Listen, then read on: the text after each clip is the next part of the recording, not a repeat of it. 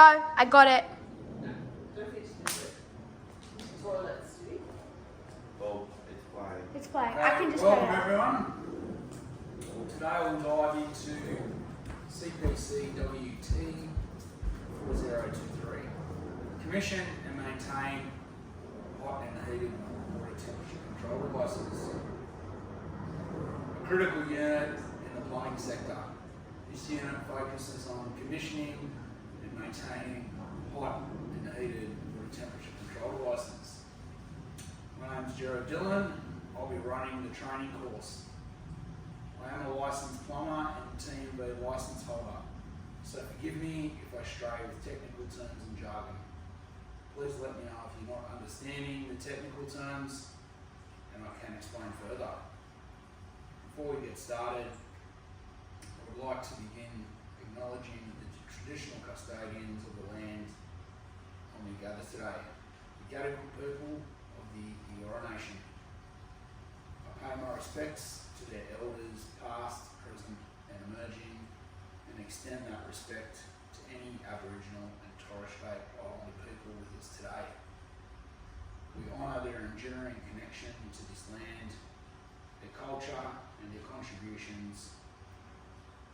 May we continue to learn from and work in partnership with the First Nations communities to create a respectful and inclusive future together. A few safety and housekeeping rules.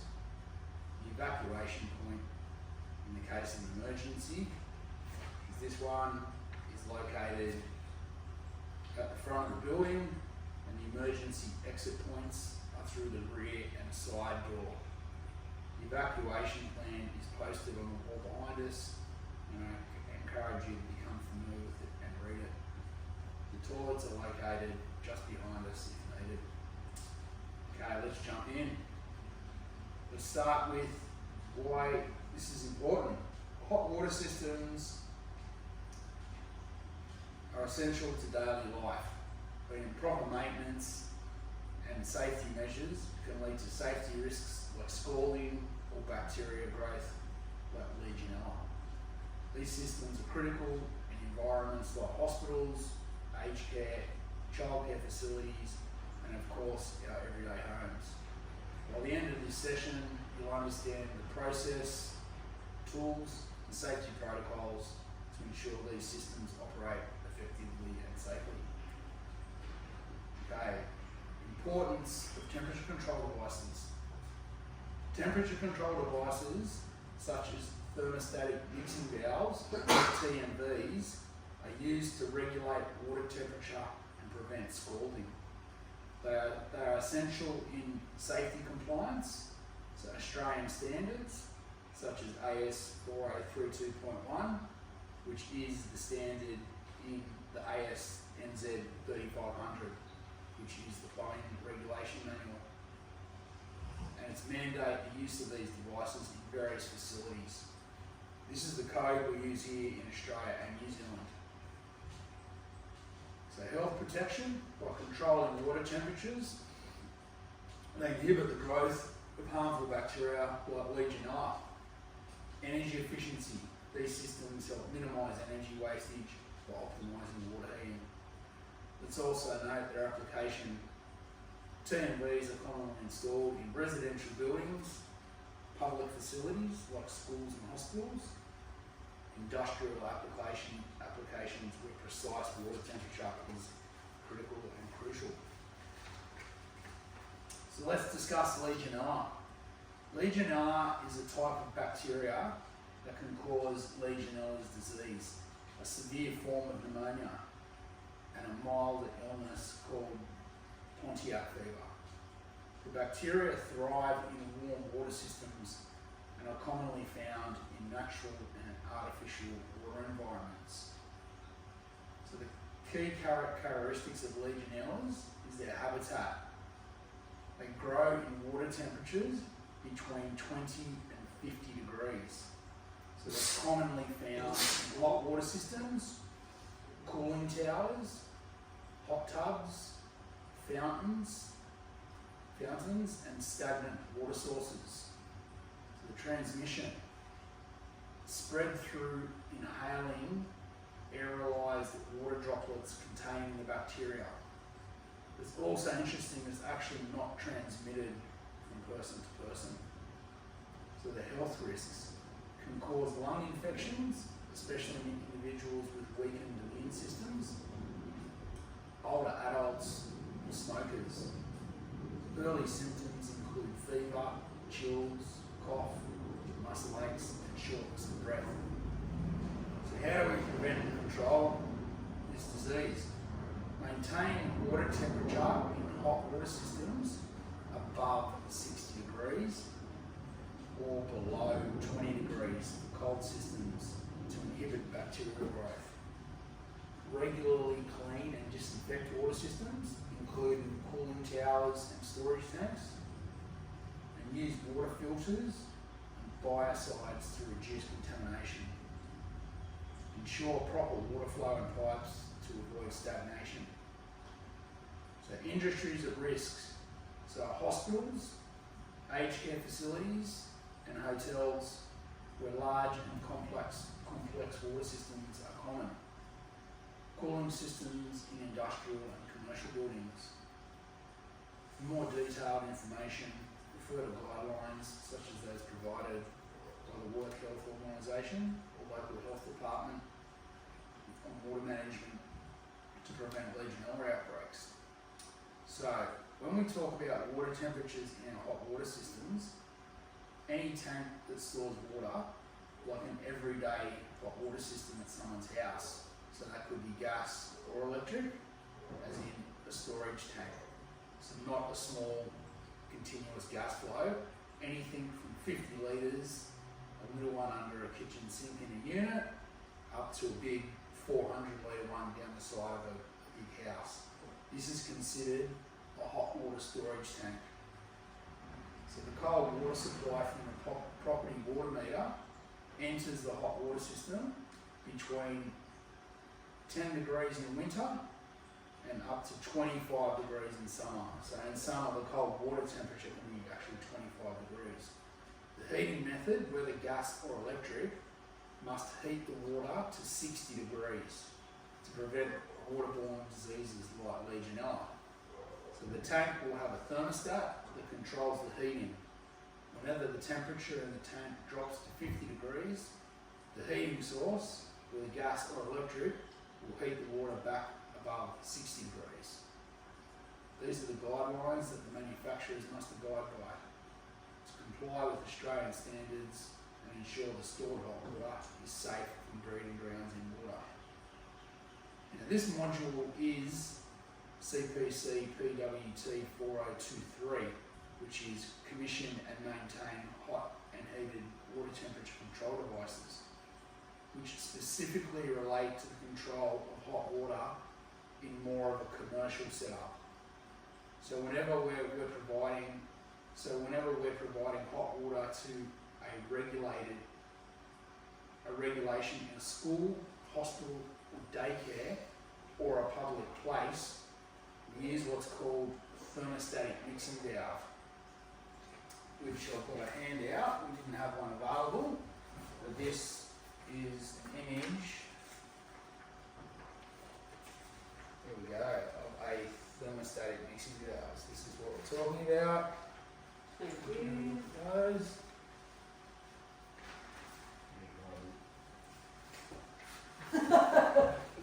Yeah, it does go down, so the inlet's at the bottom. So in a domestic situation, when I say domestic, I mean in a house that people live in, so not a public place like a hotel or part of a hospital. We use what's called a tempering valve, which is one of these. They do the same thing, they regulate the water to 50 degrees. However, the one that you've got, the thermostatic mixing valve, can be adjusted to lower temperatures to accommodate, for example, hospital rooms that are designed for children. So in a hospital, a children's room, in the children's room, between 38 and 40 degrees and 43 degrees, there's what's called a thermal shutoff. on the TMV. In the adults room, the thermal shut-off will cut off at 46 degrees. So there is a 3 degrees difference, but this valve has the option, has the ability to reduce that temperature to the degrees.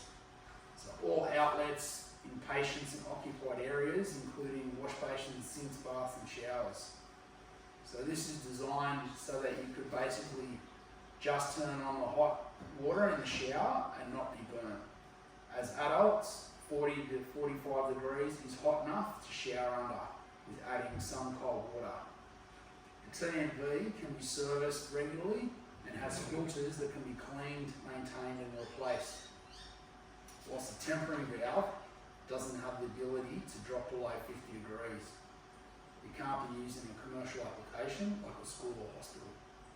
So this one is the tempering valve. So we'll see this in every domestic house. The one that you've got there is the thermostatic mixing valve. So there's tempering valve, thermostatic mixing valve. This one still works, but it only goes down to 50 degrees. Where that one, you could drop it down to 38.5 degrees. And they always blue? No, they always white. No, that's just the brand of it. Right. Sometimes it may have a yellow cap on it for solar hot water, but no, sometimes they're blue, yellow. This that's colour not it. doesn't Okay. irrelevant. Yeah. So here we have a thermostatic mixing valve and a tempering valve. So they're the two different ones. So scalding with hot water. So let's look deeper into being burnt or scalded with hot water. Hot water scalding occurs when the temperatures are high enough to cause burns upon our skin. The risk and severity of scalding depends on both the water temperature and the duration of the exposure. So at 60 degrees, this can cause severe burns in less than 1 second. This temperature is required for water storage to prevent Legionella, but it's way too hot for direct use. So that's why the hot water system goes to that 60 degrees, and this knocks it back to 50 from the tank to the fixture. At 55 degrees, this can cause 3rd degree burns, so full skin thickness damage in about 10 seconds for adults. So it's only a 5 degree difference. For children and elderly, or those with sensitive skin, burns can occur more quickly due to thinner or less resilient skin layer. And in 50 degrees, scalding can occur in about 5 minutes.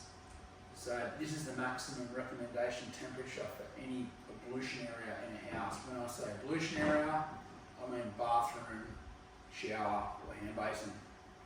And then at 45 degrees, this is safe for use in facilities with vulnerable people such as children, elderly or people with disabilities. Scalding is unlikely at this temperature, even with prolonged exposure. So tempering valve laws were introduced in Australia in 1998 as part of updates to the Plumbing Code of Australia. These regulations were aimed at providing safety by preventing scalding from hot water systems. Specifically, the laws require that hot water supplied to fixtures used for personal hygiene, example showers, bathtubs and basins, must be delivered at a safe maximum temperature of 50 degrees. Tempering valves, thermostatic mixing valves, or similar devices must be installed to meet this requirement. The exact timing and adoption of these regulations may vary slightly across states and territories, but the national standard has been in place since the late 90s. So before the pre-90s, hot water burns were a very common incident and accident emergency for hospitals, very common. Before we had pressurised hot water heaters, there used to be what was called a gravity feed hot water system inside a roof. And the water would naturally gravitate from the head pressure down. Typically, the thermostats in these hot water systems were around 70 degrees. So you can imagine how hot this water was coming out. Yeah, very, very, very, very dangerous. Especially for exploring, wandering toddlers that would escape the eye of mum or dad for just a minute and sneak into the bathroom and play with the water. Now we won't go into first aid, but to treat a burn, the best steps are remove the heat source, so immediately stop contact with the hot water and remove any wet clothing or jewellery near the affected area as they can retain heat. We need to cool the burn, so place the burn under cool running water, not cold or ice, not ice water, just cool running water for 20 minutes. This helps stop the burning process and reduces the pain. If running water is unavailable, use a clean, cool, damp cloth or immerse the burn in a container of cool water. Protect the burn, so we need to gently pat the area dry and cover it with a non-stick sterile dressing or clean cloth to prevent infection, and avoid using creams, ointments or butter as they can trap heat and worsen injury. Yeah, it's amazing what people put on burns thinking it's going to cool it. Yeah. Relieve the pain, so take an over-the-counter pain relief, like paracetamol or ibuprofen as directed, and monitor the burn. So check for signs of infection, redness, swelling, pus or increased pain, and watch for blistering, and do not pop the blisters as they protect the underlying skin. When to seek medical attention. The burn is larger than the size of your palm, or affects sensitive areas like the face, hands, feet, genitals, or major joints. It is a deep burn, white, charred, or leathery skin. This is another one to seek medical attention. There are signs of infection, or the pain is severe. And the affected person is a child, elderly, who has underlying health conditions.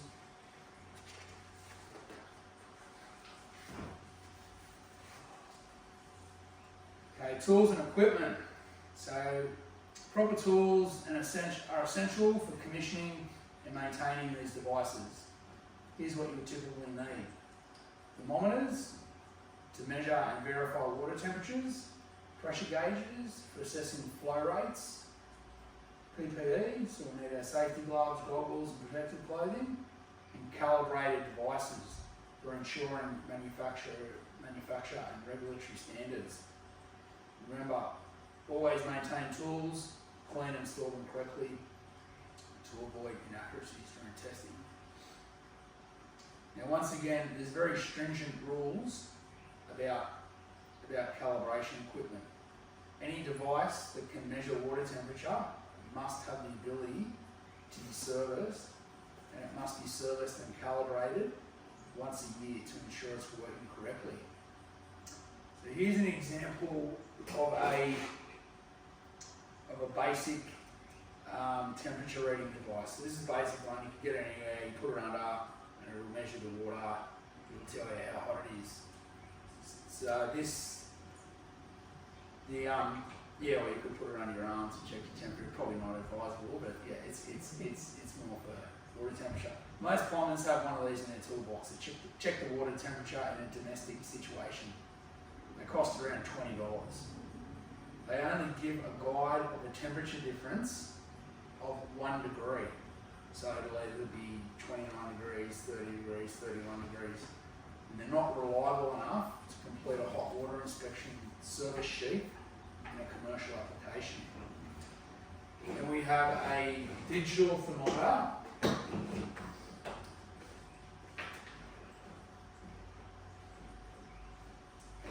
Which it's not the same. It is the same thing, but it's got, you can see the screen there, and this will register.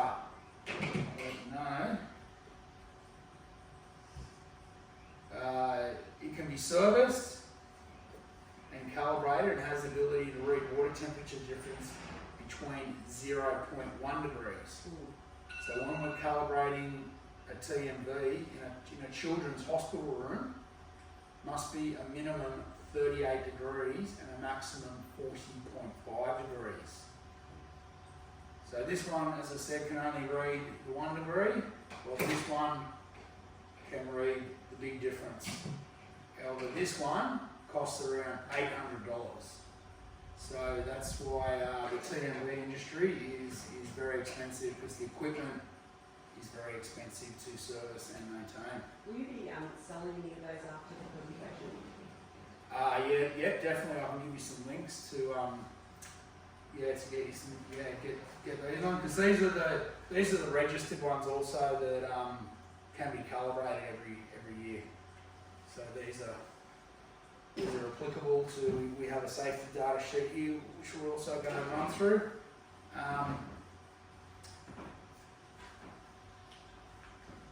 So commissioning the hot water system.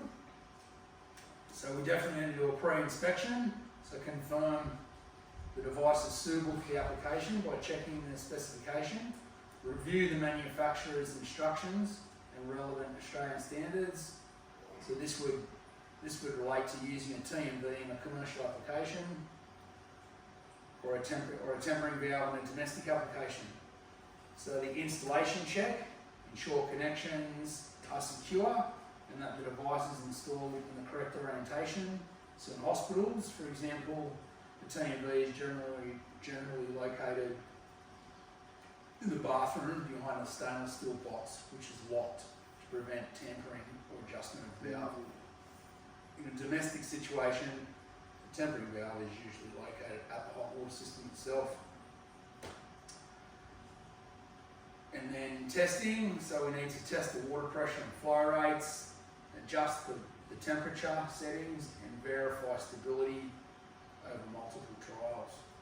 So this relates to commercial applications, example the hospital room where the children's temperature must be lower than the adult temperature. And we need to document it. So we need to record tests, including temperatures, readings, and pressure data, compliance and future reference. So when we're adjusting one of these thermostatic mixing valves, there's a sheet that we have to fill out. Fill these. So you can see here it's quite in depth. So we've got the business name of the valve manufacturer or the agent, the address of the valve manufacturer, the name of the test engineer, business name, the independent testing body, the observer, which would be the person doing it, and then it goes through the testing authority, the address where it was carried out, and then we have to put in the actual brand name of the mixing valve, the model number, the valve number, and whether it complied or not. And as a licensed plumber, we would be filling out this documentation and keeping it for our personal protection as well, to actually prove that the valve had been serviced.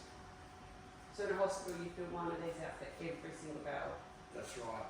Yeah, for every tempering valve, for every thermostatic mixing valve that we have a look at. Yeah, as I said, it protects the hospital and us as plumbers and the customer, which is the patient. Yeah, that's right.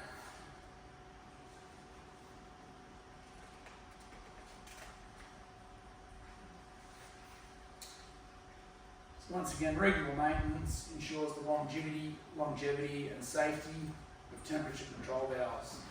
The process includes inspection, so we look for signs of wear and tear, corrosion or blockages caused by mineral deposits, the cleaning, disassemble the device if necessary, and remove scale build-up using approved cleaning solutions, and testing after maintenance, retest to ensure it meets the standard requirements of the manufacturer. And last one, obviously replace the valve if it's worn out and if it's not doing its, doesn't meet the requirements of the testing, just replace it. Safety consideration, WHS compliance.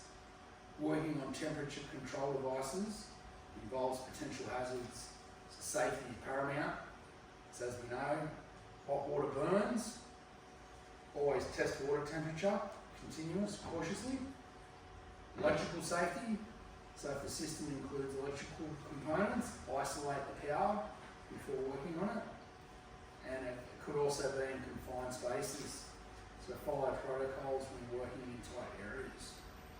Ensure compliance with WHS regulations, manufacturer guidelines, environmental regulations, especially when disposing of parts or chemicals. So we've just got one case study here. Let's look at a few real world scenarios. So we recently went to a childcare centre.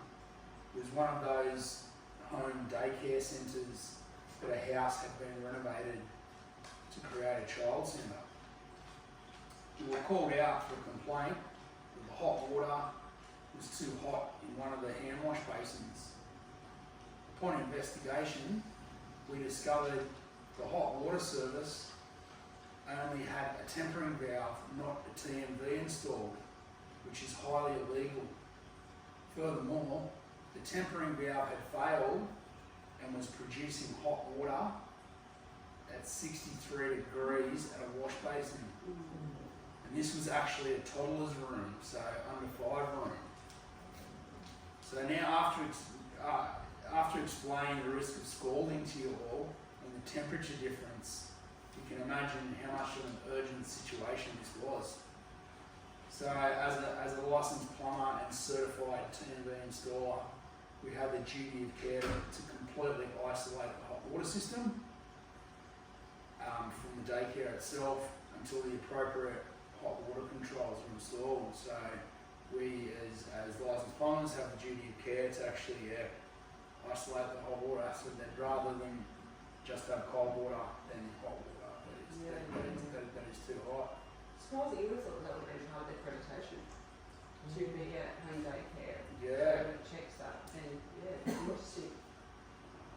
It's supposed to. There's so many of them popping up, isn't there? Yeah, that's right. But hospitals have to have the TMVs to prevent scalding in patients' showers. So regularly testing build up. So these are examples that highlight the importance of correct installation and consistent maintenance. Yeah. So that's almost wrapping it up today. So to summarise, we've touched on temperature control devices to ensure safety, energy efficiency, and regulate compliance. Commissioning involves careful planning, installing checks, and performing testing, and regular maintenance to prevent failures and extend the device's life. So that does finish it up today. How often would you change it? Like the house one? The house one, That lasts the whole time you've got the whole water system. yeah, either when it fails or every 5 years. Okay. Yeah, to replace it. So that's it. The manufacturer of the valve would advise it every 5 years. Yeah.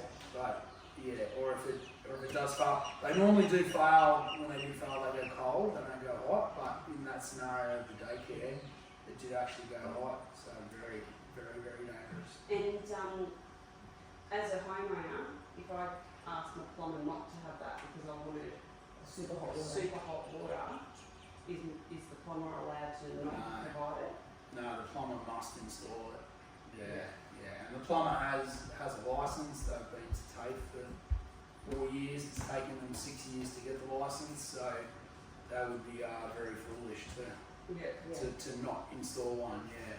Because if someone is scalded, as in severe burn, and then workplace health and safety come out, or they're at the hospital and they go, how did you get burnt so bad?